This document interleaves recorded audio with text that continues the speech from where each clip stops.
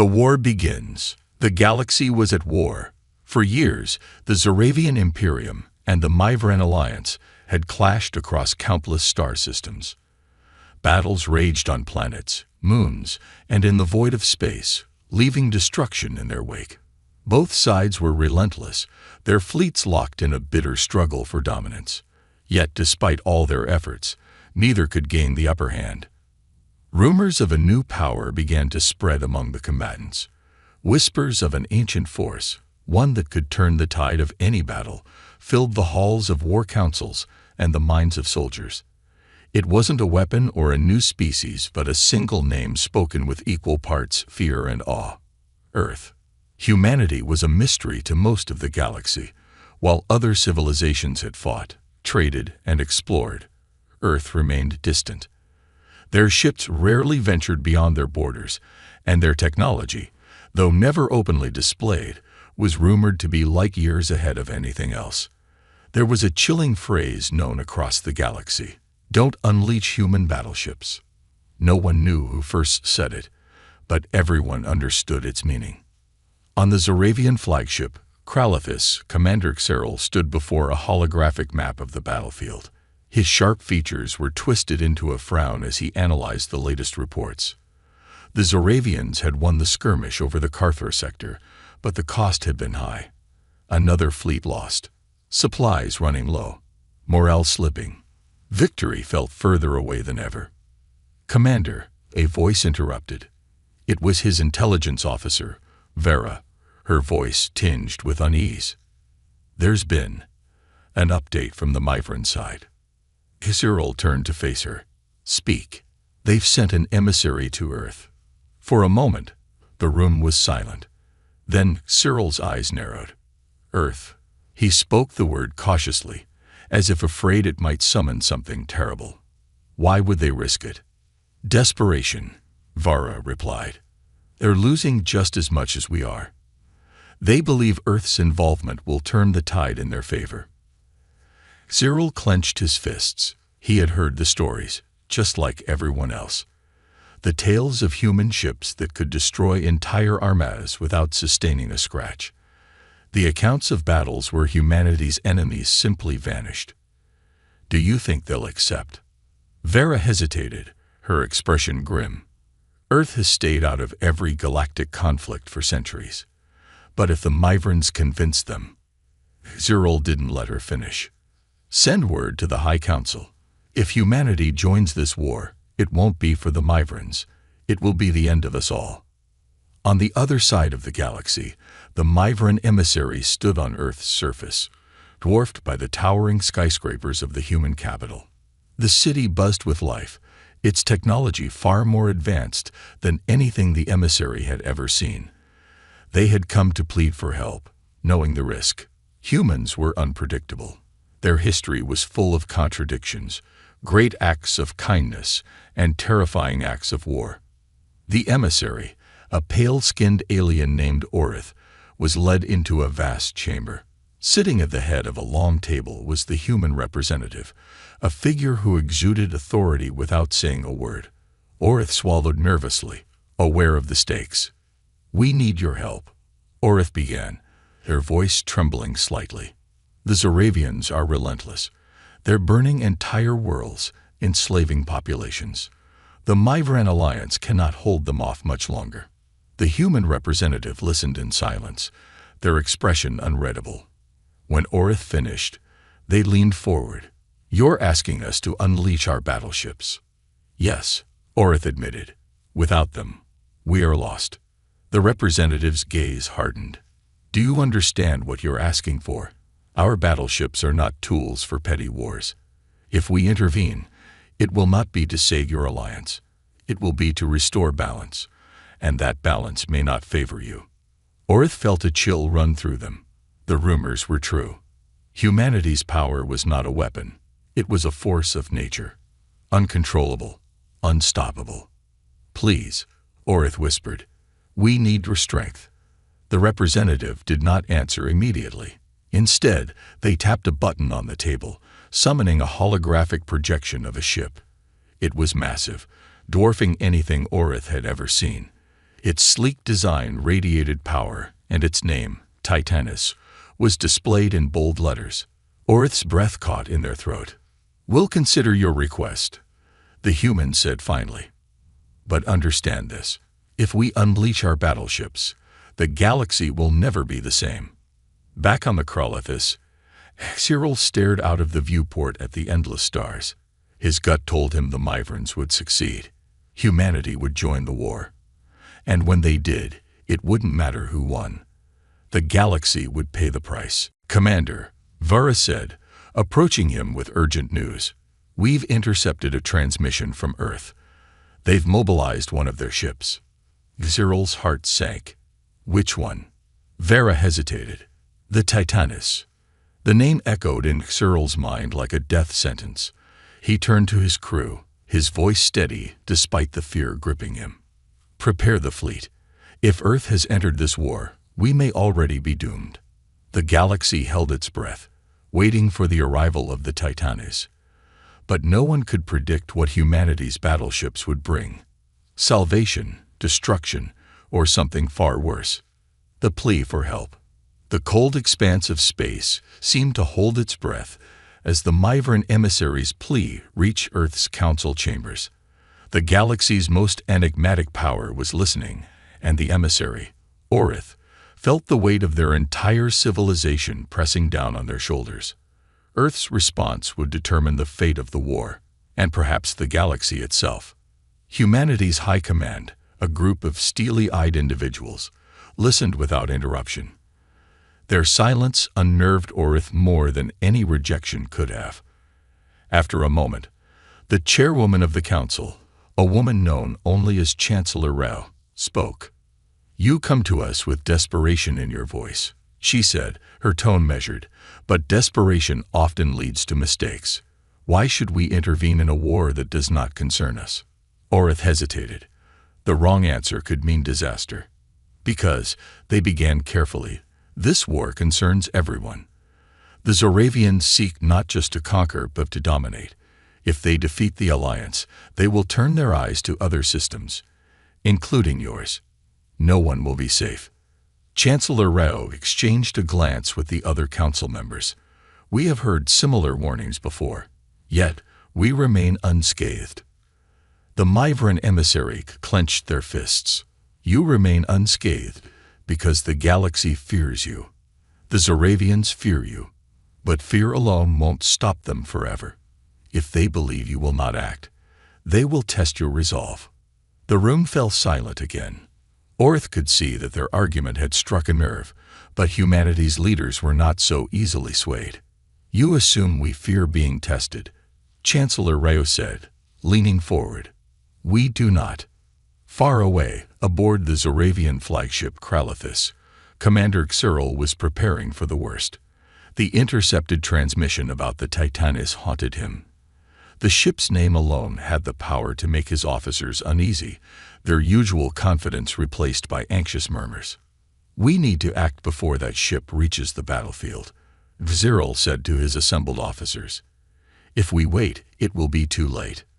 One of his sub-commanders, General Theric, a hulking Zoravian with battle scars crisscrossing his face, growled in defiance.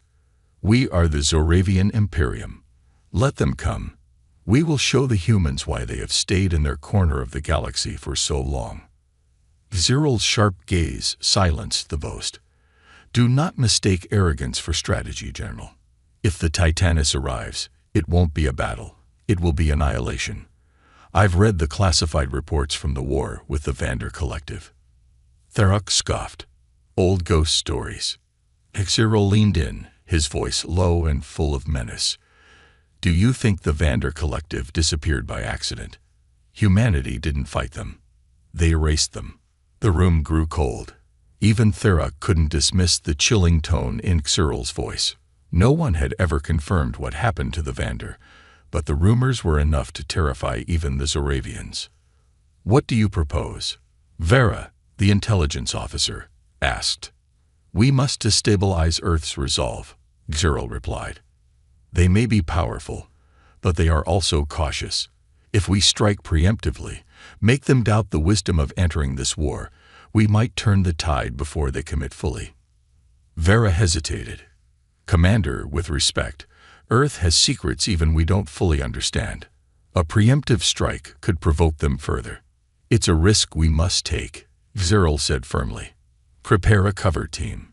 We're sending them to Earth. On Earth, Orith's plea had not gone unheard. Behind closed doors, a high command debated fiercely. Chancellor Raov stood at the center of the room, her composure unshaken as voices rose around her. We cannot ignore this, one general argued. The Zoravians are destabilizing the entire quadrant. If they succeed, we'll be next. Another council member, an older man with sharp features, shook his head. Intervention will set a dangerous precedent.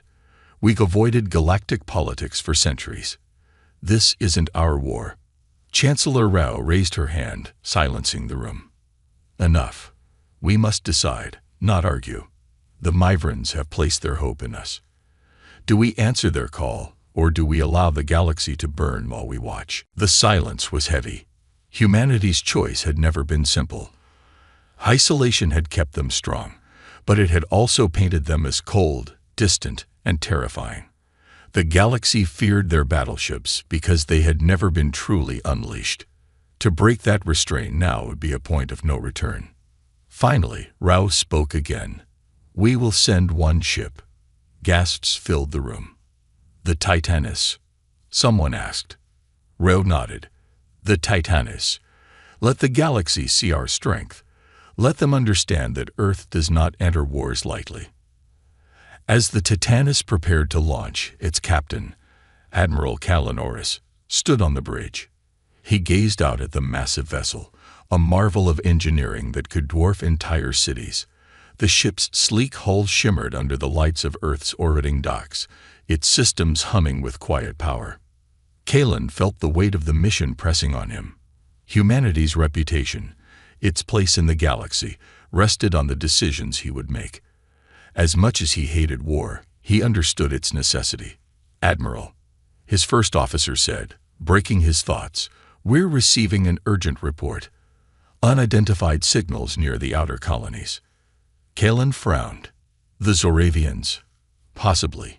We don't have confirmation yet. Kalan's jaw tightened. The galaxy thought Earth's battleships were unstoppable.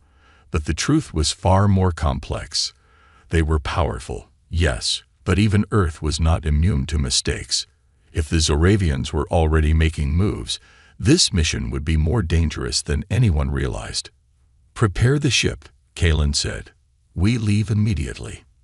As the Titanus began its journey, the galaxy held its breath. The battleship's destination was unknown, but its presence alone was a declaration.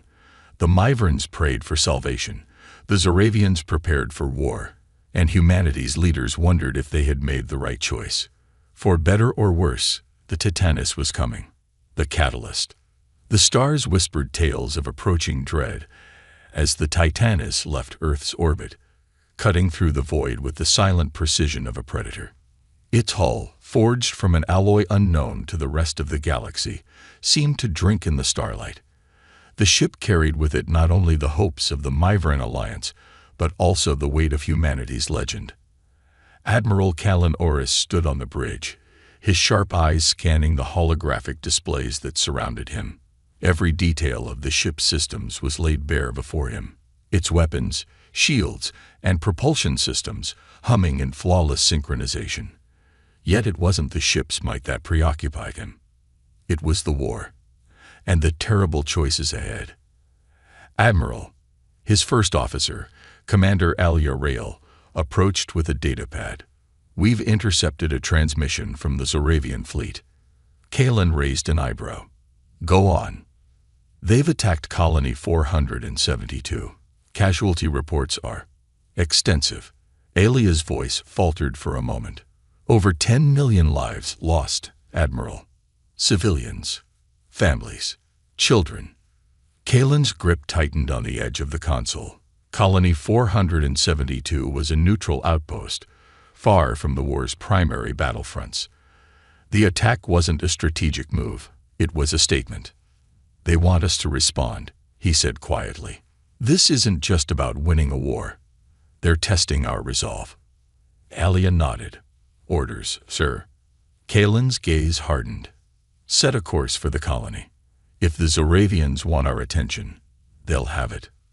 Far away, aboard the Zoravian flagship Kralathis, Commander Xyril watched the holographic projection of Colony 472 burning. The attack had been brutal, but it served its purpose. If the humans were as formidable as the stories claimed, this would force their hand. We have movement from Earth, Vara reported, her voice calm but her expression tense. The Titanus is en route to the colony. Xyril allowed himself a small smile. Good. They'll see what happens when they try to play gods in our war. Vara hesitated. Commander, with respect, are we prepared for this? The Titanus is not like any other ship. Cyril's smile faded. He knew the risks. The Titanus wasn't just a battleship, it was a symbol of humanity's dominance. If they failed to destroy it, the galaxy would lose faith in the Zoravian Imperium. But if they succeeded, they would shatter the myth of Earth's invincibility. Activate the Shadow Fleet, he ordered. We'll welcome their battleship with a weapon they've never seen before. The Titanus emerged from hyperspace near Colony 472, its sheer size dwarfing the scattered wreckage of civilian ships. The once thriving colony was now a graveyard, its domed cities reduced to ash and debris. On the bridge, the crew worked in silence, their faces grim as they took in the devastation. Begin scans, Kalen ordered. If there are survivors, I want them found. As the ship's sensors swept the colony, the faint signal of a distress beacon flickered on the screen. Alia's voice broke the silence. Admiral, we've got something. A single life sign deep in the ruins. Kalen nodded. Prepare a recovery team. And keep the ship on high alert. This could be a trap. Deep within the ruins, a young Myvaran child clung to the remains of a shattered building, their pale blue skin streaked with ash. They were the sole survivor of the attack, their small body trembling with fear. When the Titanus recovery team arrived, the child's wide eyes stared in awe at the towering figures in their advanced exosuits. To them, the humans looked like saviors sent from the stars. Admiral, we've recovered the survivor, the team leader reported over the comms. Kalen's voice was firm. Bring them aboard. And get back quickly. I don't like how quiet it is out there. No sooner had the recovery team returned than the alarms blared across the ship. Incoming vessels, shouted the tactical officer. Dozens of them, decloaking from all directions. The view screen lit up with the sight of sleek black ships surrounding the Titanus. Their designs were unlike anything the galaxy had seen before, compact, angular, and radiating a strange, pulsating energy. The Shadow Fleet, Elia murmured. It's real. Kalen's jaw tightened. Raise shields and prepare to engage. Let's show them what the Titanus can do. On the Kralathis, Xyril watched the battle unfold with a mixture of anticipation and dread. The Shadow Fleet was the Imperium's most secret weapon, a force designed specifically to counter the legendary human battleships. Their ships were equipped with experimental energy disruptors, capable of piercing even the most advanced shields. Report, Xyril demanded.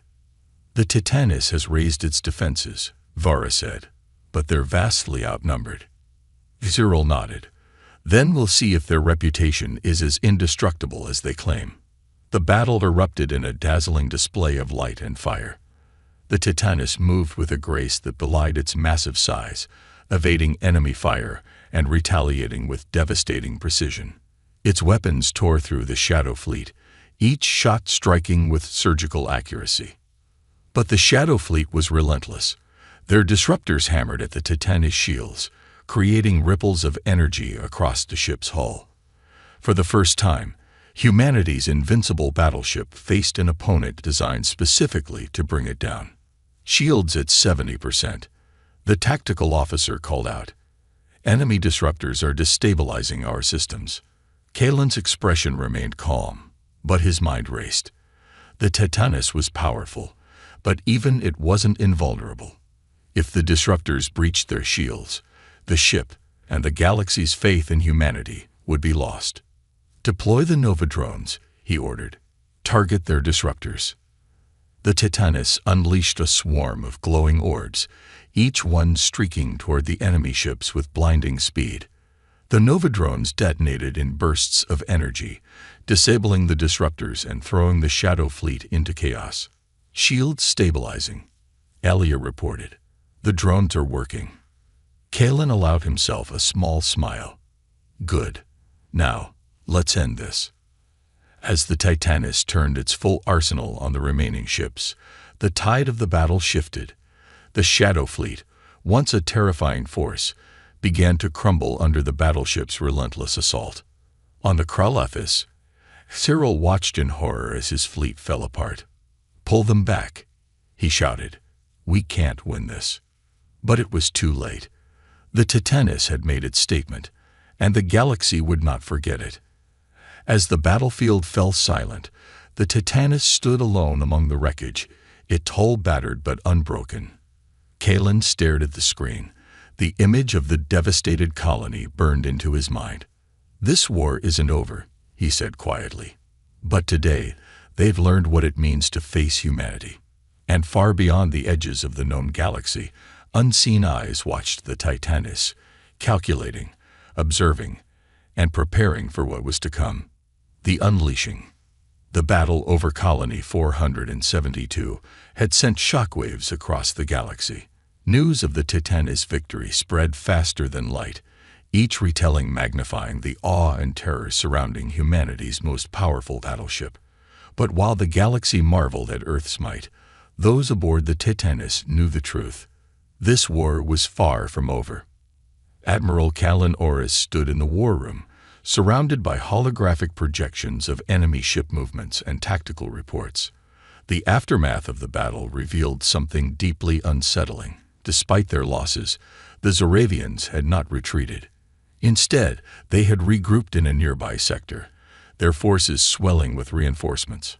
"They're baiting us," said Commander Alia Rael, her arms crossed as she studied the tactical display. "They want us to push deeper into their territory." Kalen nodded. "Agreed. But the question is, why?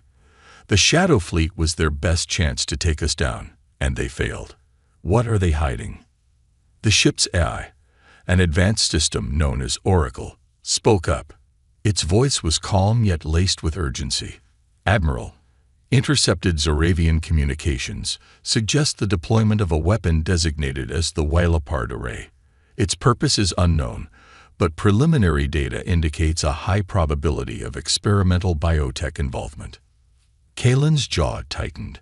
The Zoravians had always been ruthless, but the mention of biotech sent a chill through the room. "Could it target the Titanus?" "Unlikely," Oracle replied. "However, the weapon may be designed for a more insidious purpose, altering genetic material on a planetary scale." The weight of the revelation hung in the air. Elia's voice broke the silence. "If they deploy it, entire populations could be turned into what? Slaves? Weapons?" Kalen didn't respond immediately. Instead, he stared at the holographic map, his mind racing. This wasn't just about winning battles anymore. The Zoravians were playing a long game, one that could reshape the galaxy. "Set a course for the Zoravian fleet," Kalen said finally. "If they're hiding this weapon, we need to find it and destroy it before it's deployed." On the Zoravian flagship Kralothis, Commander Cyril stood before the array's lead scientist, a pale and wiry Zoravian named Dr. Vexer. The lab around them buzzed with activity as technicians worked on the massive, spider-like structure of the Wylapard Array. Its organic components pulsed with a sickly green light, and its tendrils seemed almost alive. "It's not ready," Vexer said, his voice tinged with panic. "If we activate it now, the results will be unpredictable." Cyril's eyes narrowed. "Unpredictable for who? Us or them?"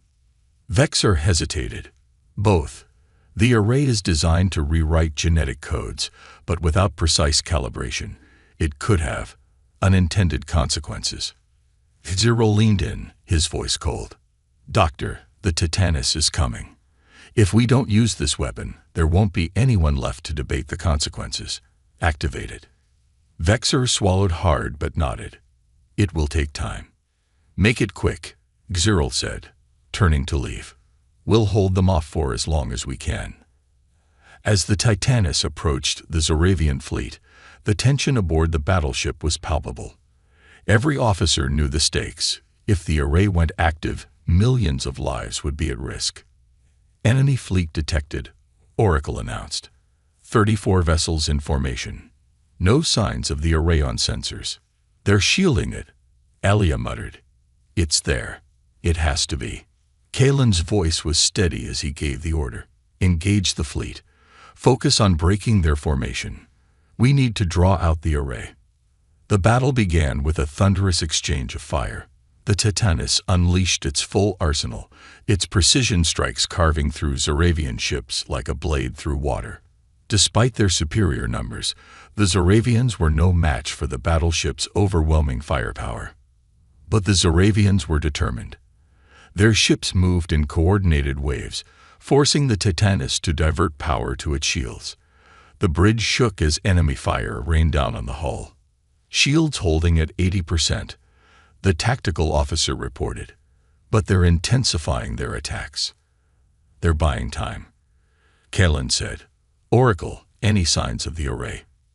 "Negative," the AI replied. "But energy readings from the planet below suggest significant activity. The weapon may be planetary bound." Kalen's eyes narrowed. "Alia, prep a strike team. If the array is on the surface, we'll need to take it out manually." The strike team descended to the planet in a sleek dropship, its engines roaring as it pierced through the atmosphere. The landscape below was desolate, a barren wasteland scarred by Zoravian mining operations. At the center of the devastation stood the array, its massive structure pulsating with unnatural energy. As the team landed, the ground shook beneath them. The array was coming to life. "Move fast," Alia barked, leading the team toward the weapon. "We need to disable it before it's fully operational." The air was thick with tension as the team approached the array, their weapons at the ready. But the Zoravians were prepared. A wave of soldiers emerged from the shadows, their bio-enhanced bodies glowing with the same sickly green light as the array. The ensuing firefight was brutal. The strike team fought with precision, their advanced weapons cutting through the Zoravian forces. But for every soldier they took down, 2 more seemed to appear. "This isn't working," Alia muttered, ducking behind cover.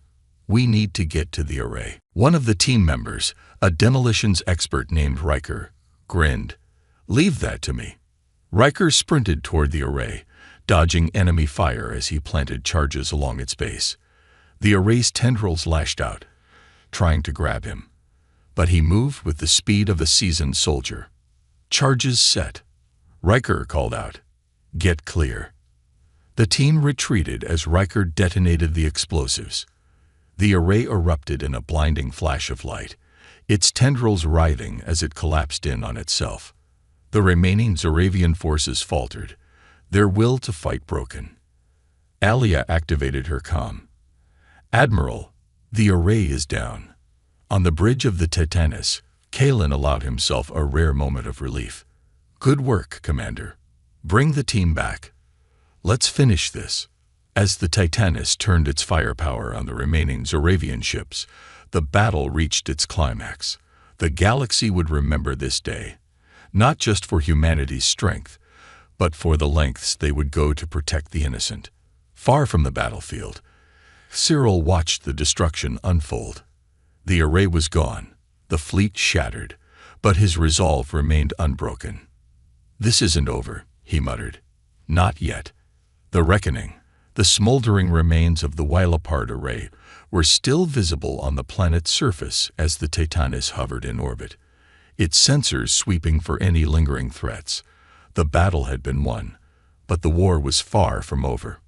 On the bridge, Admiral Kalen Oris stood at the center of the holographic display, his expression grim. He knew the Zoravians would retaliate. They always did, but this time it would be different. The destruction of the array was a blow they couldn't afford to leave unanswered. Admiral. Commander Elia Rail reported as she entered the bridge, her armor still scorched from the ground assault. The strike team has returned. No casualties. Kalen nodded, but there was no relief in his eyes. And the weapon? Destroyed. Elia confirmed. But there was something strange about the Zoravian forces. Their soldiers didn't just fight harder. They'd fought like they had nothing to lose. Like they weren't afraid to die. Kalen's frown deepened. Desperation makes people dangerous. But it's not like the Zoravians to throw their lives away without a purpose. Oracle analyzed the enemy's behavior during the battle. I want to know what we're up against. Analysis underway, Oracle replied, its voice calm despite the tension on the bridge. Preliminary findings suggest their tactics were intended to delay rather than defeat. They achieved their goal. Kalen's eyes narrowed.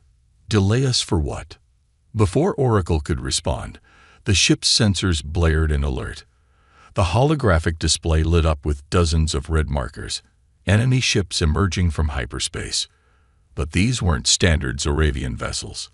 They were larger, more heavily armed, and radiating energy signatures the Titanis had never encountered. New contacts. Admiral, the tactical officer announced. 47 ships, closing fast. Elia stepped closer to the display, her voice low. It's their main fleet. Kalen's jaw tightened. So they'd brought the full force of the Imperium. Good. Let's show them what happens when you test humanity. On the Kralithis, Commander Xyril watched the Titanis on his display, his face a mask of grim determination. The destruction of the Wylapart array had forced his hand, but he still had one last card to play. Bring the Vorlev cannon online, he ordered. The bridge crew hesitated, glancing nervously at one another. Commander, Vara said cautiously, the Vorlev cannon is experimental.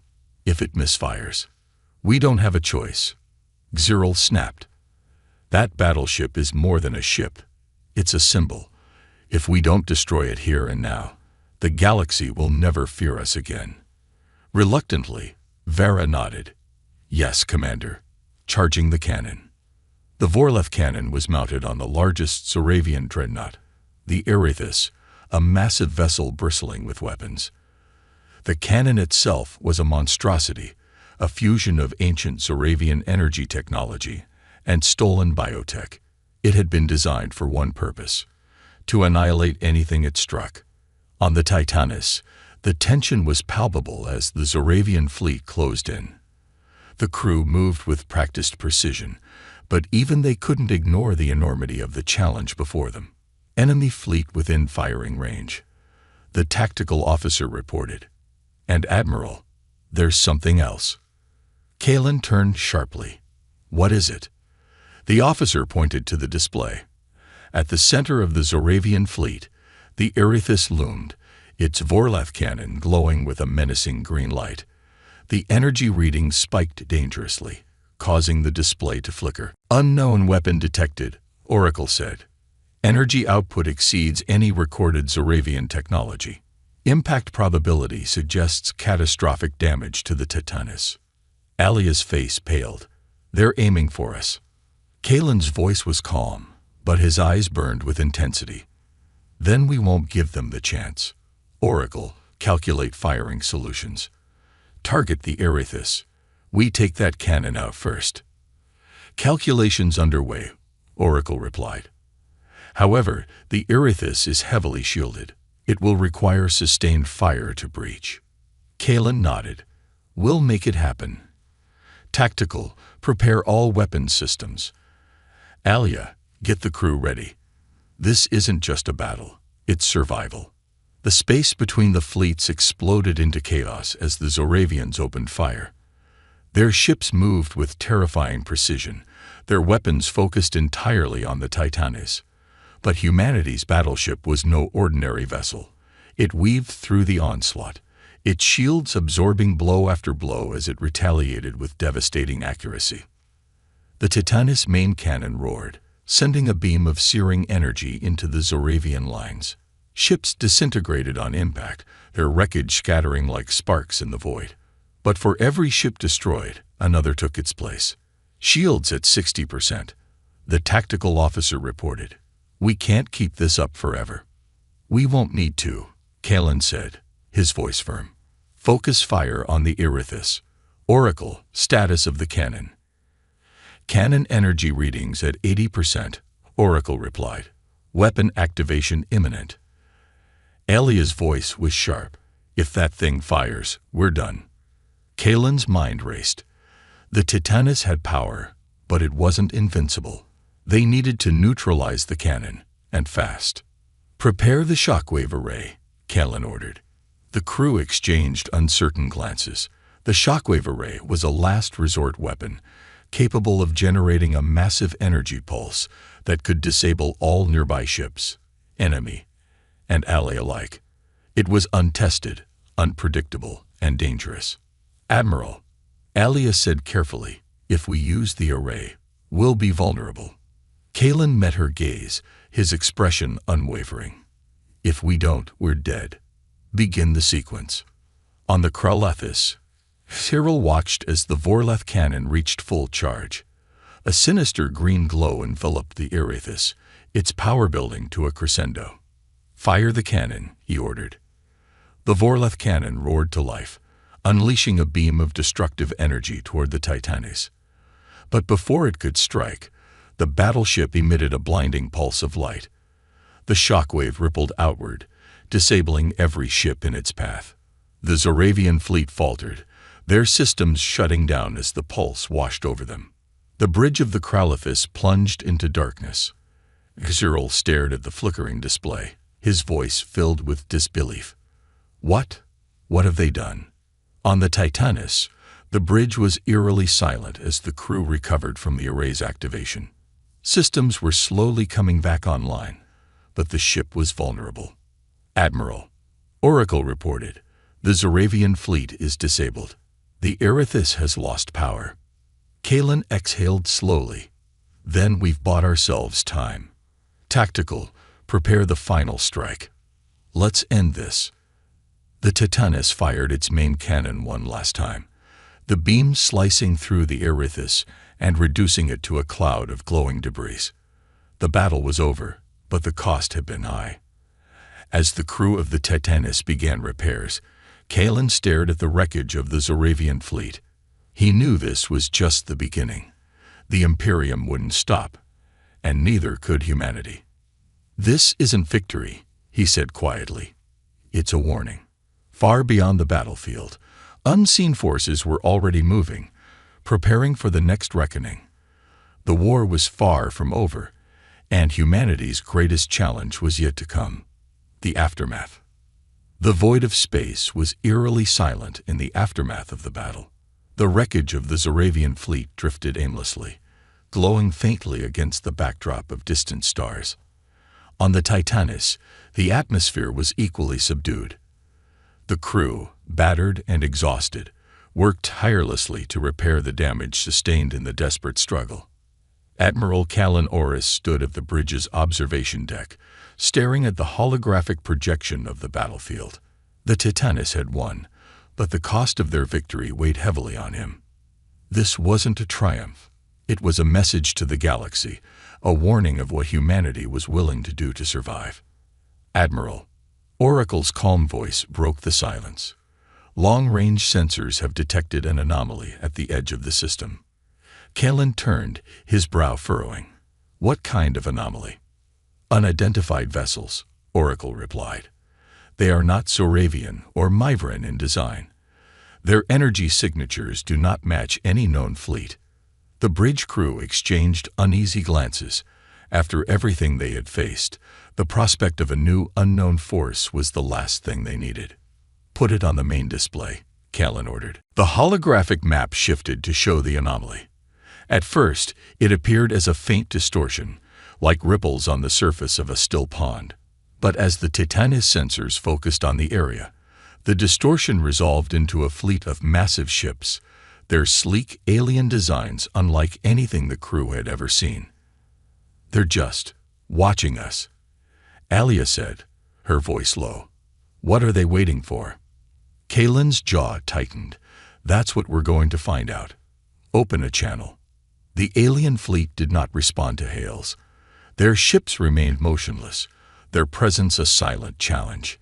It wasn't until the Titanus began moving toward them that a single vessel broke formation and approached. The bridge of the Titanus tensed as the alien ship emitted a soft, pulsing light, followed by a strange, harmonic frequency. "It's a communication signal," Oracle confirmed. "Translating now." Moments later, a holographic figure appeared on the bridge. It was tall and willowy, with shimmering, translucent skin that seemed to ripple like water. Its eyes glowed softly, conveying a sense of calm intelligence. When it spoke, its voice was melodic, but carried an edge of warning. "We are the Valorians," the figure said, "and we have been watching." Kalen stepped forward. "Watching what?" The Valorian tilted its head. "The war, the destruction, the chaos you humans have unleashed upon this galaxy." Kalen's eyes narrowed. "We didn't start this war, but we will end it if we have to." The Valorian's gaze hardened. "You misunderstand. It is not the Zoravians we speak of, but you, humanity, your battleships, your technology. You wield power that no other civilization should possess, and you use it recklessly." Alia bristled. "Recklessly? We've done nothing but protect ourselves and others from the Zoravians' atrocities." And yet, the Valorian replied, its voice sharp, "The balance of this galaxy is crumbling because of your actions.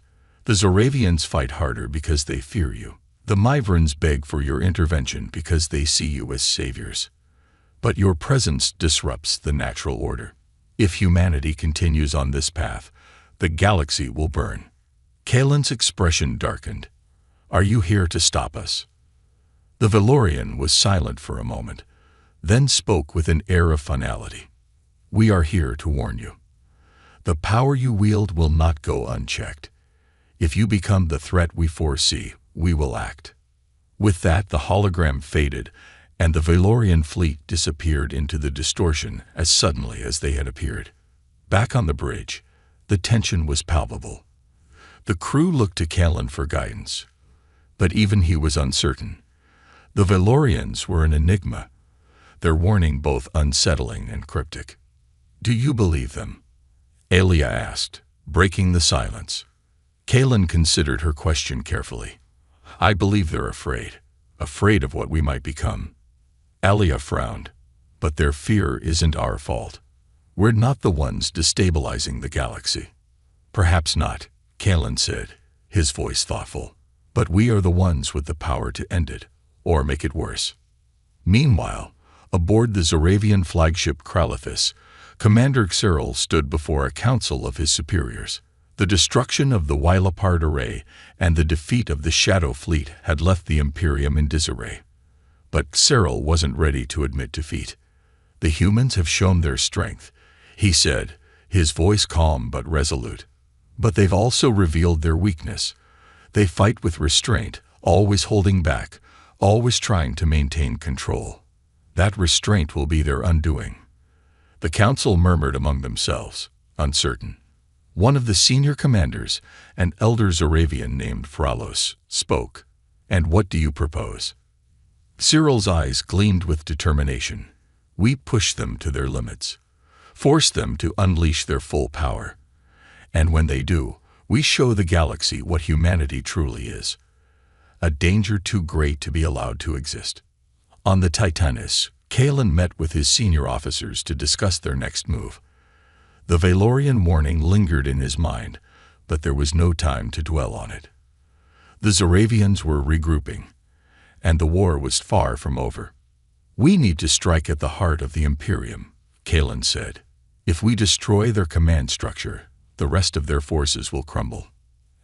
Alia hesitated. "And if they have another weapon waiting for us?"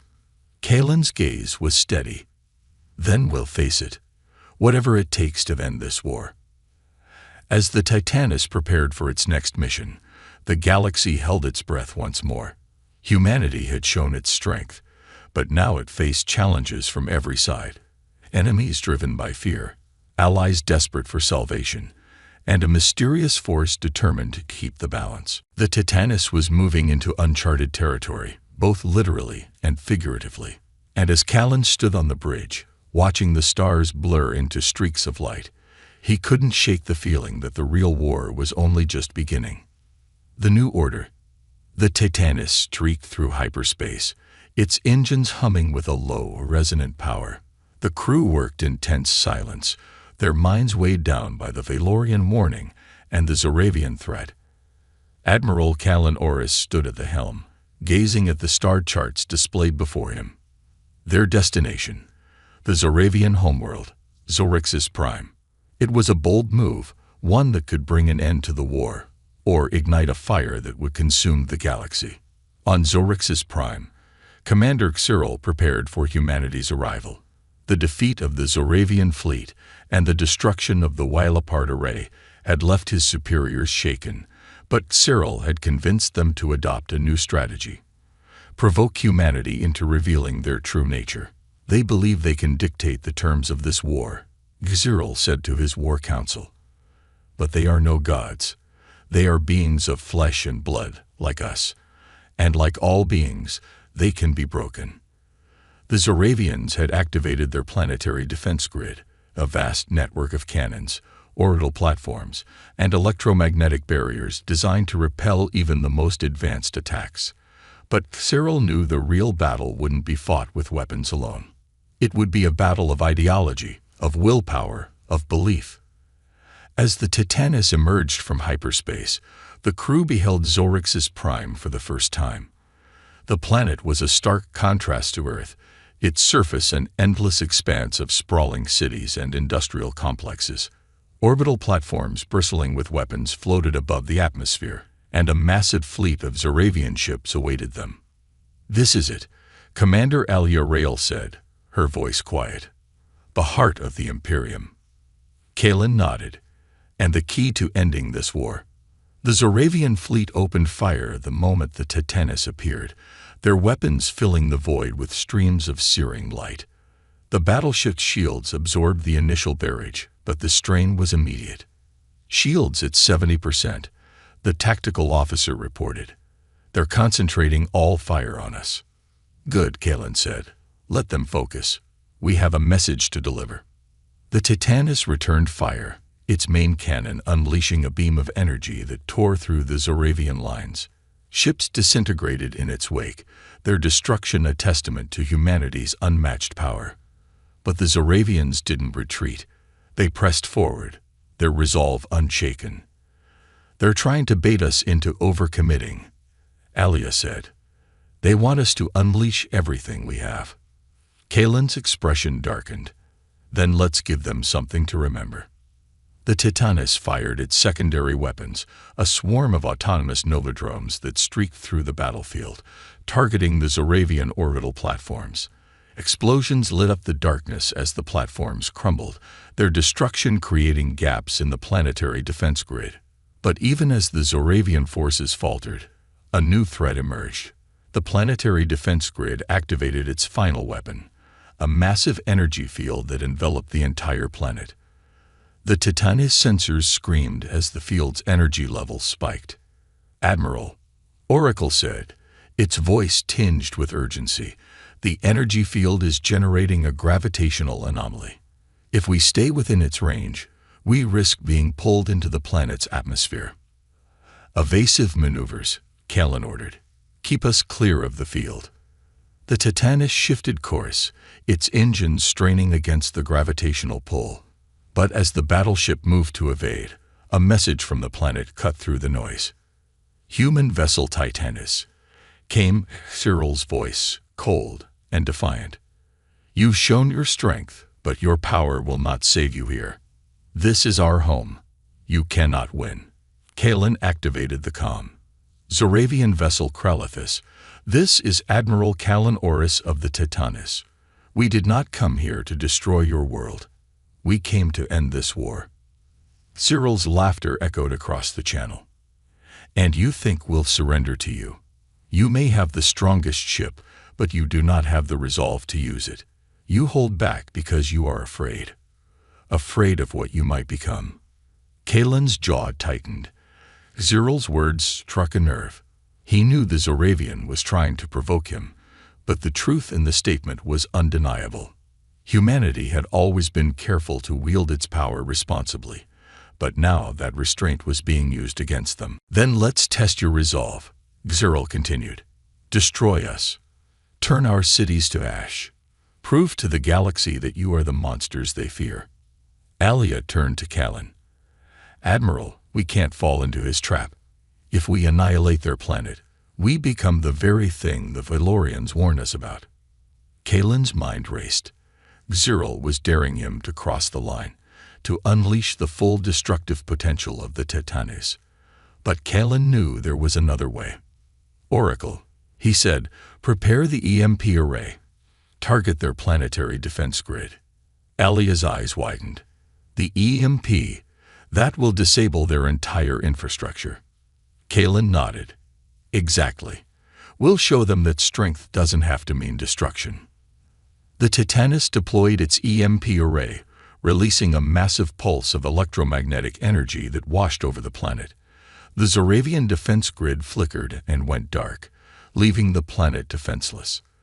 The fleet in orbit, deprived of their command signals, floated helplessly. On the Kralethis, Cyril stared at the darkened screens around him, his expression a mixture of disbelief and fury.